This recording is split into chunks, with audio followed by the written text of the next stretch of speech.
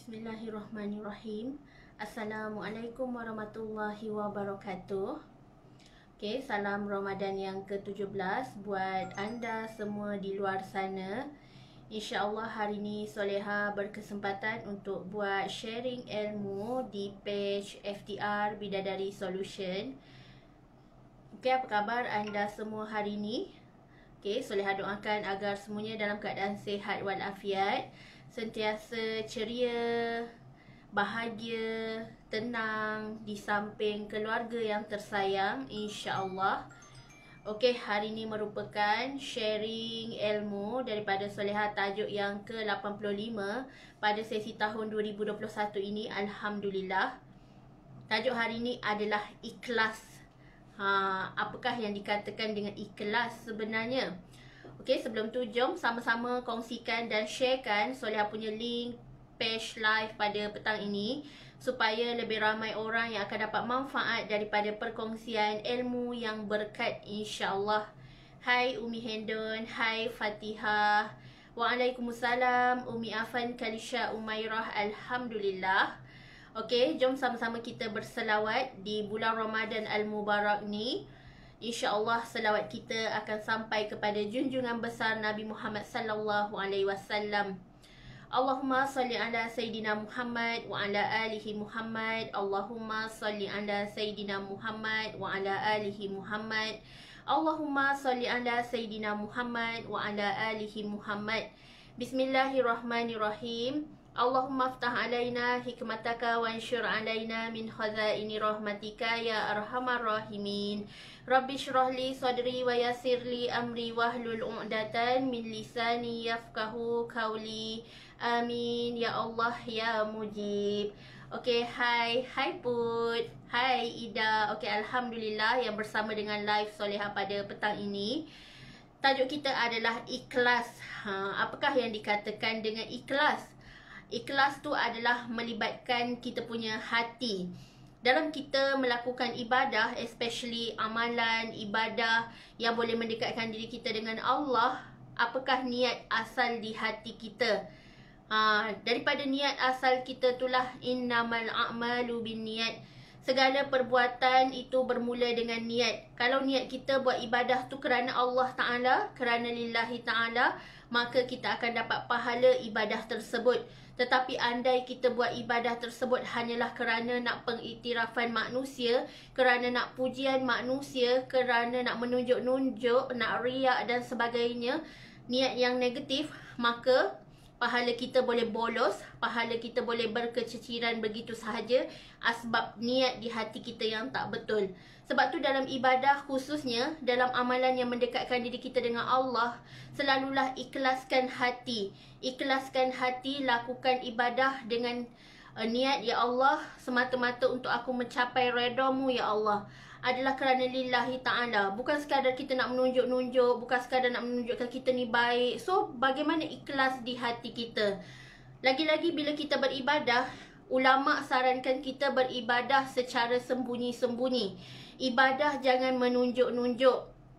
Kerana secara logiknya pun, kualiti ibadah bila kita bersendirian, bila kita berkhalwat bersendirian dengan Allah Subhanahu Wa Taala, kualiti ibadah bersendirian itu, me time kita dengan Allah itu lebih berkualiti berbanding kita beribadah secara beramai-ramai. Sebab boleh berbolak-balik niat asal di hati kita tu.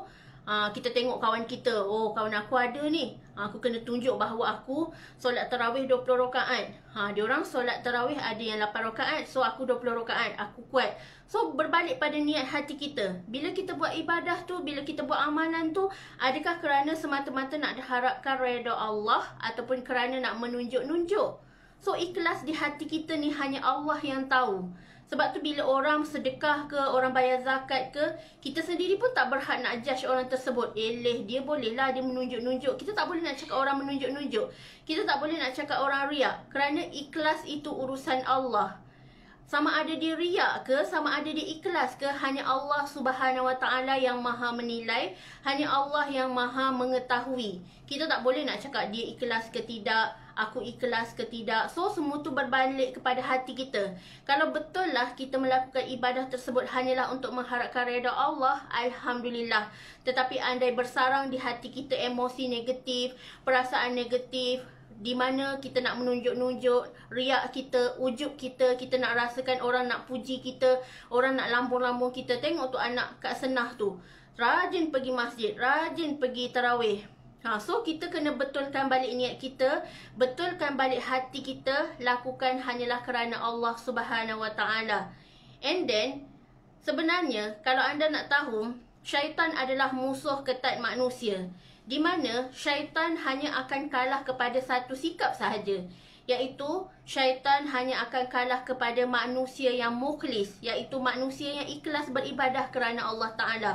Sebab tu dalam ibadah kita, kalau kita tak khusyuk, kalau kita tak ada perasaan huduk dalam solat kita, kita solat pun ala kadar, kita solat pun kita tak tahu, aku dah baca Al-Fatihah ke belum? Aku dah berapa rakaat ni? So kita tak fokus pada solat kita. Kita tak fokus pada tujuan asal kita ibadah tu kerana hanyalah untuk mengabdikan diri kita kepada Allah. Lalu itulah kerja syaitan, mengwas-waskan hati kita, mewujudkan rasa ketidakenakan dalam hati kita. Kita ragu-ragu berapa bilangan rakaat, kita tak fokus dalam solat kita, dan syaitan hanya kalah kepada manusia yang ikhlas lillahi ta'ala. Sebab tu syaitan sampai hari akhirat pun, sampai hari kiamat pun, syaitan tidak akan dapat menewaskan manusia yang ikhlas beribadah lillahi ta'ala. Buktinya, apabila pada satu saat ketika dahulu dalam satu peperangan, maka Saidina Ali telah diludah oleh pihak musuh. Namun saat itu Saidina Ali tidak membalas pun. Dia tidak marah pun terhadap pihak musuh kerana dia cakap, aku berperang ni hanyalah kerana Allah Ta'ala. Andai aku bunuh musuh ini sekarang, aku takut aku berperang hanyalah kerana hawa nafsu. Aku takut aku membunuh musuh tersebut hanyalah kerana perasaan amarah. Lalu syaitan pun tewas kerana syaitan tewas kepada manusia yang ikhlas melakukan kerana Allah Ta'ala. Tak kiralah kita berjihad, berjuang demi agama Islam, kita berkorban pergi perang demi agama Islam, mencari nafkah seorang suami demi agama Islam, maka syaitan tewas kepada mereka. Sebab tu, maka lahirlah rezeki yang barakah, rezeki yang sentiasa disenangi oleh Allah Subhanahu Wa Taala. Allah bagi rezeki ni sangat barakah kepada mereka yang ikhlas. Ikhlas keluar mencari pekerjaan, ikhlas berniaga, ikhlas berdakwah, ikhlas mendidik, ikhlas mengajar, especially guru.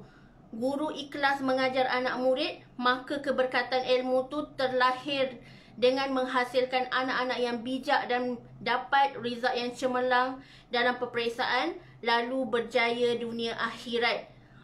So bila kita nak tengok seseorang tu ikhlas ke tidak, Allah menampakkan hasilnya di dunia lagi. Ada yang Allah nampakkan di dunia lagi. Contohnya, keberkatan dia barakah, kehidupan dia baik, dia bertemu dengan jodoh yang baik, anaknya soleh dan solehah, anaknya hafal Al-Quran. So disitulah Allah tu maha adil, Allah tu maha kaya.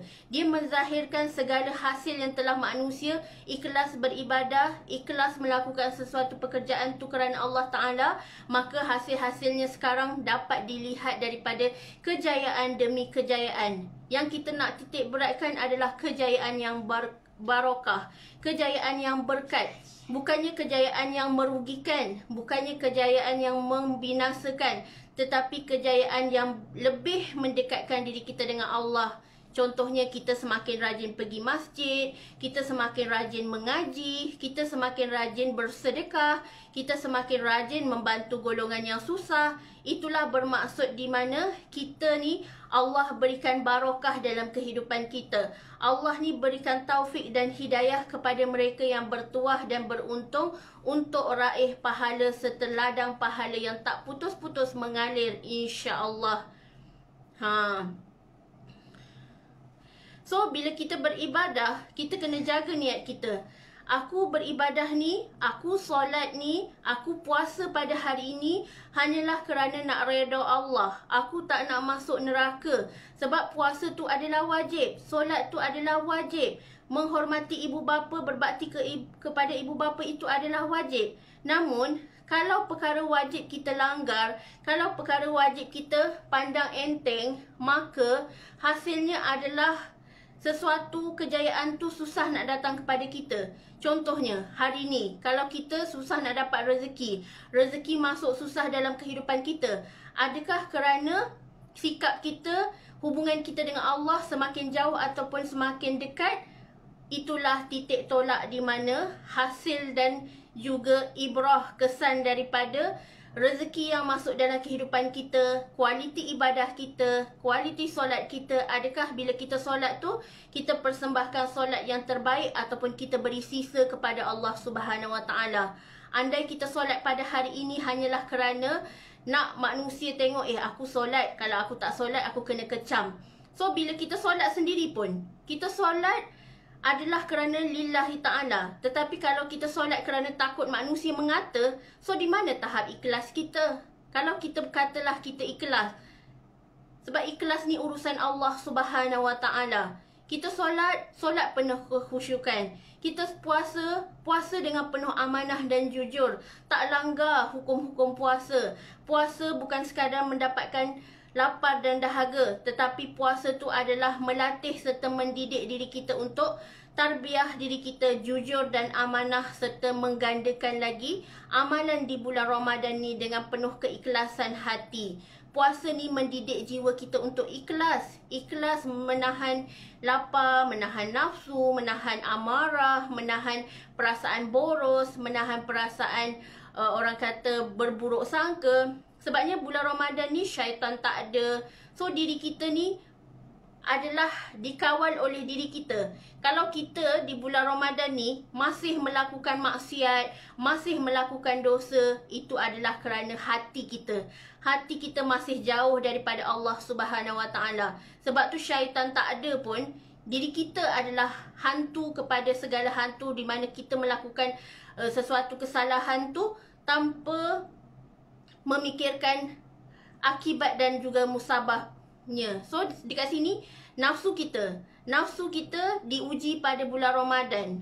Sebab tu bila kita bulan Ramadan ni adalah waktu untuk kita muhasabah diri. Kita banyakkan bersedekah, banyakkan berzakat, banyakkan tingkatkan kualiti ibadah kita. Mungkin sebelum ni kita tak pernah buat solat sunat, tetapi di bulan Ramadan ni kita dah bangun tahajud, dah sebelum untuk masak waktu bersahur tu, kita dah berzikir, kita dah mengaji awal-awal, kita bangun pukul 3.30, bangun pukul 4 pagi semata-mata nak mendapatkan kualiti ibadah yang terbaik di bulan Ramadan, dan sanggup berjaga malam untuk merebut malam Lailatul Qadar, insya-Allah. So ikhlas juga bergantung daripada hati kita. Di mana hati yang bersih ni, dia akan sentiasa berzikir. Hati yang bersih ni akan sentiasa mengingati mati. Hati yang bersih ni akan sentiasa merendahkan hati, tak merasakan diri ni lebih baik daripada orang lain, tetapi merasakan diri tu bersederhana, merasakan kerendahan hati, dan sentiasa meraihkan kawan-kawan yang lain, sentiasa memuji kawan-kawan kita yang sentiasa ingin back to Allah. Kita menyokong, support mereka, insya-Allah. Maka di sinilah terbukti sahabat sejati dunia akhirat yang selalu menarik tangan kita untuk turn back to Allah. Bukannya kita bila nak berjaya tu, kita nak berjaya sorang-sorang. Kita nak berjaya diri kita secara individu, tak nak tarik tangan kawan kita. Kita selfish. Kita rasakan diri kita baik. Sebenarnya diri yang baik itu adalah diri yang sama-sama nak kawan-kawan lain sama-sama berjaya. Nak kawan lain sama-sama mendapat redha Allah. Nak sama-sama kawan-kawan lain masuk syurga berpimpin tangan. Itulah sahabat yang terbaik, yang sentiasa ikhlas dalam bersahabat, yang sentiasa humble, yang sentiasa merendah diri, yang sentiasa ikhlas dalam bersahabat dan menjaga silaturahim sesama manusia, insya-Allah. Bila kita ikhlas, maka akan terzahir di wajahnya menyejukkan hati, wajahnya tenang, wajahnya orang kata cantik lah, cantik. Ibarat bercahaya-cahaya, ada nur di wajah mereka yang ikhlas, ada kerendahan hati, ada keseronokan. Bila kita tengok wajah dia, ya Allah sejuknya hati ni, rasa macam cantiknya dia ni, macam bidadari. So bila di sini Allah tu menampakkan air muka orang yang ikhlas ni sangat-sangat cantik. Subhanallah, sangat-sangat menyenangkan hati. Anda cuba tengok Ustazah Asma Harun, walaupun tanpa makeup, tetapi wajahnya subhanallah cantik, menyejukkan hati, menyenangkan jiwa kita. Bila kita tengok wajah orang-orang yang baik ini, menyebabkan hati kita rasa macam tak ada masalah. Sebab tu bila anda rasa macam ada problem, stres, maka rajin-rajinkan diri kita untuk menuntut majlis ilmu. Rajin-rajinkan diri kita tengok ceramah Ustazah Asma Harun, ceramah Ustaz Abid Liu. InsyaAllah sesiapa sahaja yang boleh memberikan inspirasi, yang boleh memberikan kita banyak ilmu, InsyaAllah top up ilmu, upgrade ilmu, dan sentiasa ikhlaskan hati. Lakukan sesuatu itu walaupun hanya sekecil-kecil perkara, walaupun hanya sekecil-kecil ilmu. InsyaAllah kita raikan dan hormati mereka yang sudi sharing ilmu lillahi ta'ala. Dan yang terakhir sekali, ikhlas ni akan menjauhkan diri kita daripada sikap menunjuk-nunjuk. Ikhlas ni akan menjauhkan diri kita daripada sikap riak dan juga takabur. Kita kalau boleh nak lakukan sesuatu tu tak nak orang tahu pun. Biarlah kita kalau nak sedekah pun, sedekah yang terbaik adalah sedekah sembunyi-sembunyi. Kita doakan orang pun, yang terbaik adalah doakan secara sembunyi-sembunyi, insya-Allah.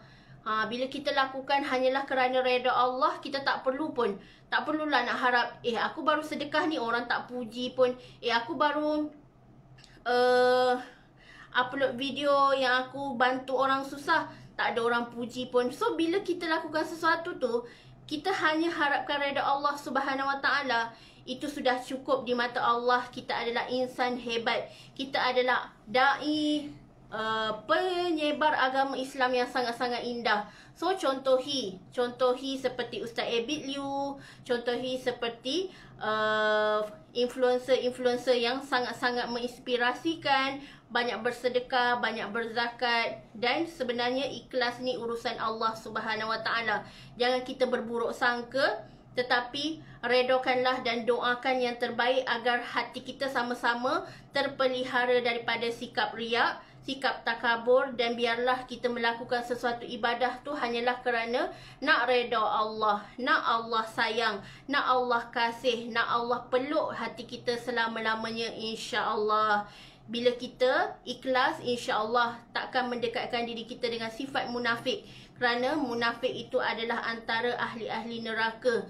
So jauhilah diri kita daripada sifat munafik, sifat yang boleh menghancurkan masa depan kita di hari akhirat kelak. Malah dekatkan diri kita dengan Allah, bergaul dengan orang-orang positif, jaga circle kita, jaga circle yang mendekatkan diri kita dengan Allah Subhanahu Wa Taala, insya-Allah. Okey, sekian sahaja perkongsian Solehah hari ini. Segala salah silap, Solehah minta maaf. Kalau ada tersasul ke, tersalah bagi tahu ke. Sebab kadang-kadang Solehah cakap lain tetapi dalam fikiran lain. Bila dengar balik live, lah tersalah cakap rupanya. Itulah kita ni manusia yang lemah. Dan segala yang baik itu adalah daripada Allah Subhanahu Wa Taala yang Maha Agung, Maha Mulia, insya-Allah. Okey, wabillahi taufiq wal hidayah. Wassalamualaikum warahmatullahi wabarakatuh.